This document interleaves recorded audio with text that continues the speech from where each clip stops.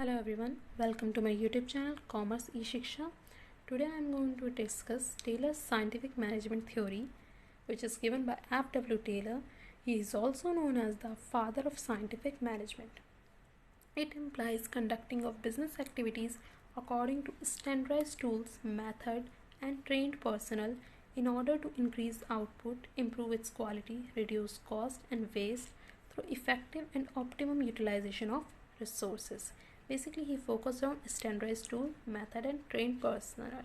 ठीक है, ही want to से कि अगर आप standardise tools, methods and train personnel को बिजनेस एक्टिविटीज़ में इन्वॉल्व करोगे तभी आप अपना आउटपुट इंक्रीज़ कर पाओगे, क्वालिटी इंक्रीज़ कर पाओगे, कॉस्ट एंड वेस्ट रिड्यूस कर पाओगे और ऑप्टिमम यूटिलाइजेशन आप रिसोर्सेज का तभी कर पाएंगे.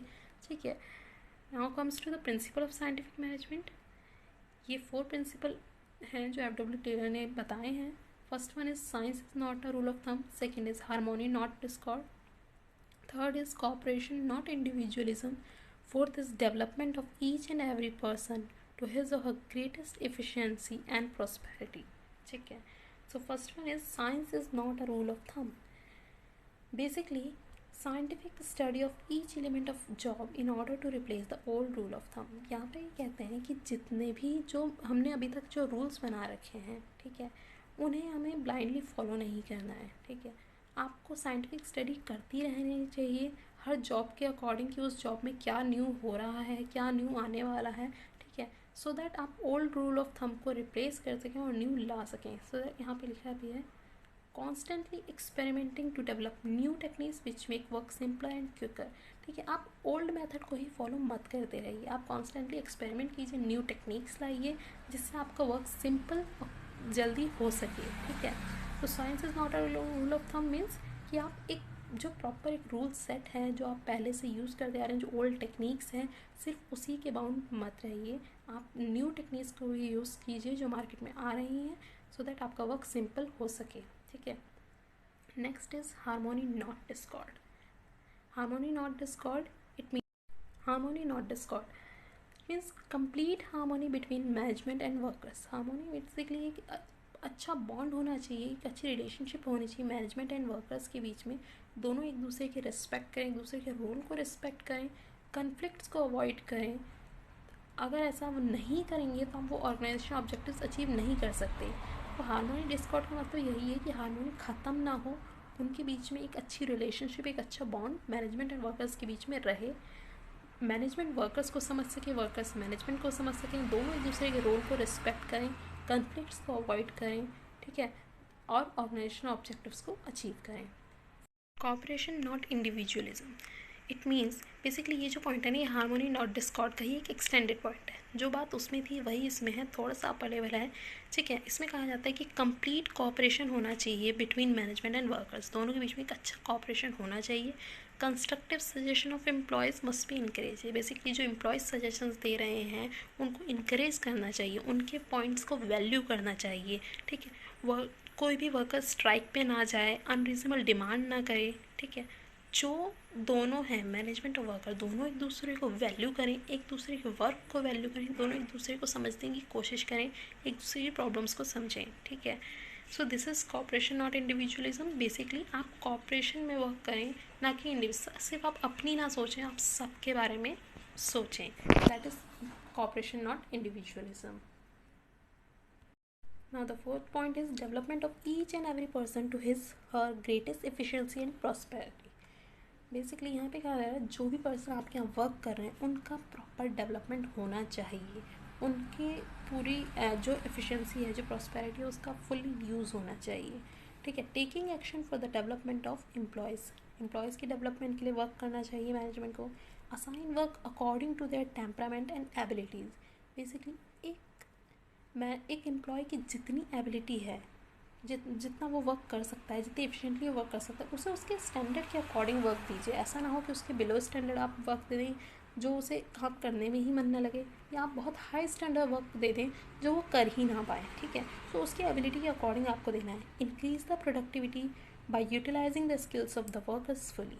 ठीक है, आप अपनी प्रोडक्टिविटी इंक्रीज़ करिए वर्कर्स की स्किल को फुली यूटिलाइज कर हर एक वर्कर का इससे डेवलपमेंट भी होगा और वो आपके ऑर्गेनाइजेशन ऑब्जेक्टिव्स को अचीव करने में उतना ही हेल्प भी करेगा. ठीक है, this is the fourth point.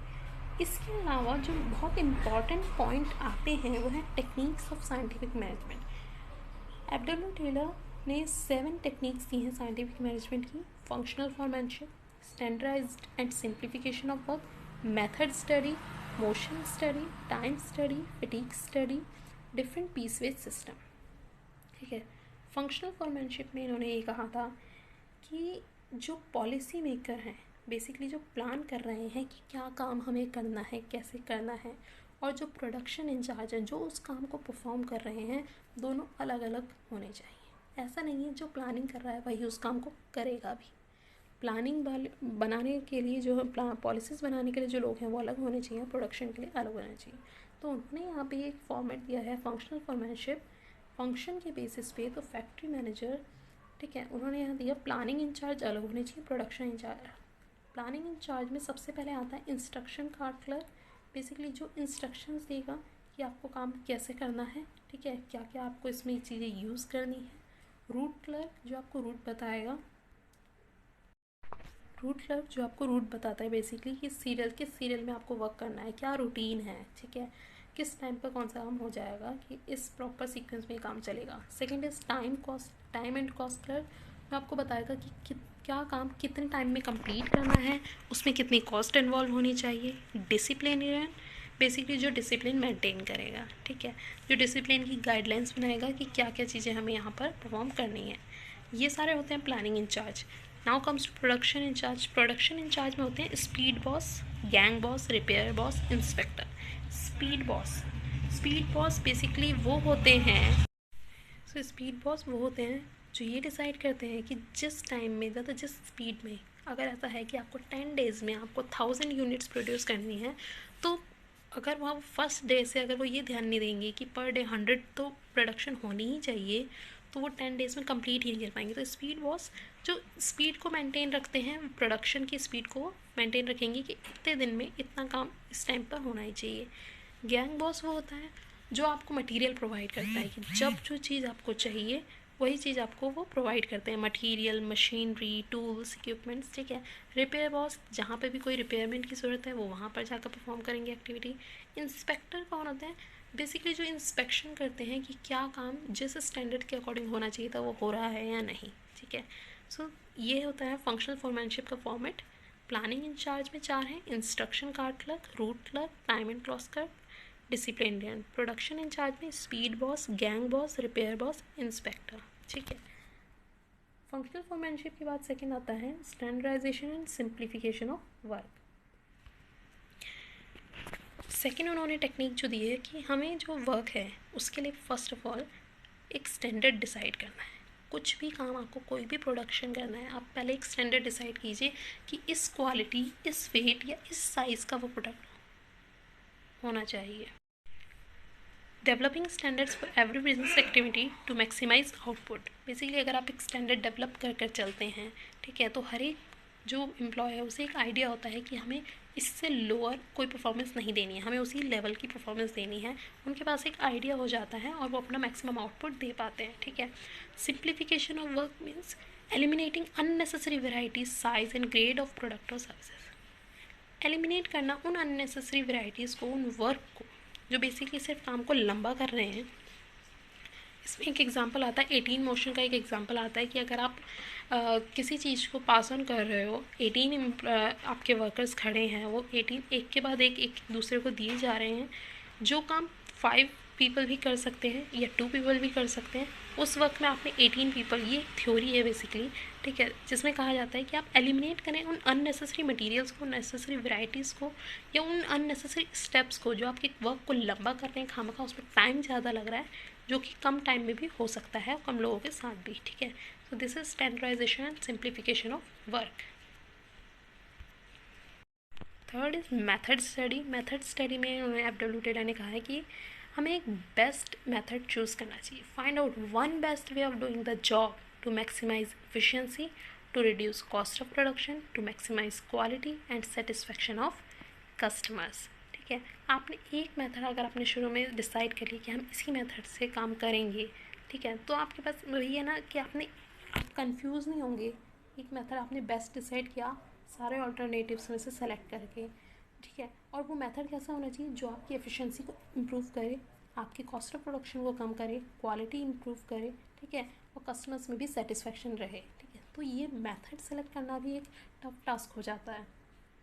Fourth is time study. Time studies mean it determine the standard time taken to perform a well defined job.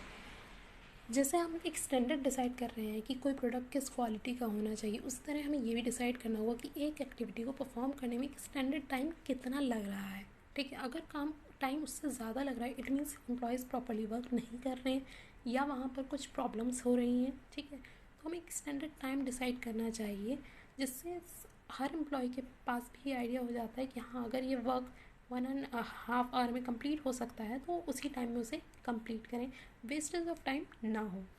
Fifth is fatigue study. Fatigue study क्या कहती है कि यहाँ पर रेस्ट इंटरवल्स बहुत important है. Rest intervals, इनका ये कहना है कि हर एम्प्लॉय को काम करने के बाद एक प्रॉपर रेस्ट इंटरवल मिलना चाहिए. Fatigue study seeks to determine time and frequency of rest interval in completing a task. एक टास्क कंप्लीट किया, उसके बाद आप कॉन्टीन्यूसली दूसरे टास्क पर ना जाएं, आप एक रेस्ट इंटरवल लें 10 मिनट्स और 20 मिनट्स का, ठीक है. इससे क्या होगा, ये वर्कर्स को रीगेन करवाएगा उनका लॉस स्टैमिना, ठीक है. उनके अंदर एक मतलब rest interval enable workers to regain their loss stamina thereby avoiding accidents. देखो, अगर वर्कर्स कम थके हुए होंगे तो वो एक्सीडेंट्स जो प्रोडक्शन के टाइम पर हो जाते हैं थकावट की वजह से वो नहीं होंगे. रिजेक्शंस, वो किसी काम को मना नहीं करेंगे अगर वो खुद ही मोटिवेटेड होंगे, अगर वो खुद ही उस हालत में होंगे कि वो काम कर सकते हैं, इतना उनके अंदर स्टेमिना होगा तो किसी वर्क को रिजेक्ट कहीं नहीं करेंगे, ठीक है. इंडस्ट्रियल सिकनेस कहीं से भी नहीं आएगी. तो फटीग स्टडी बहुत इंपॉर्टेंट स्टडी मानी जाती है कि रेस्ट इंटरवल मस्ट है हर एम्प्लॉय के लिए एक अच्छा वर्क परफॉर्म करने के लिए. Last one is differential price wage system. Differential price wage system basically कि हर एम्प्लॉय को आप इक्वल रेट ना दें, इक्वल रेम्यूनरेशन ना दें.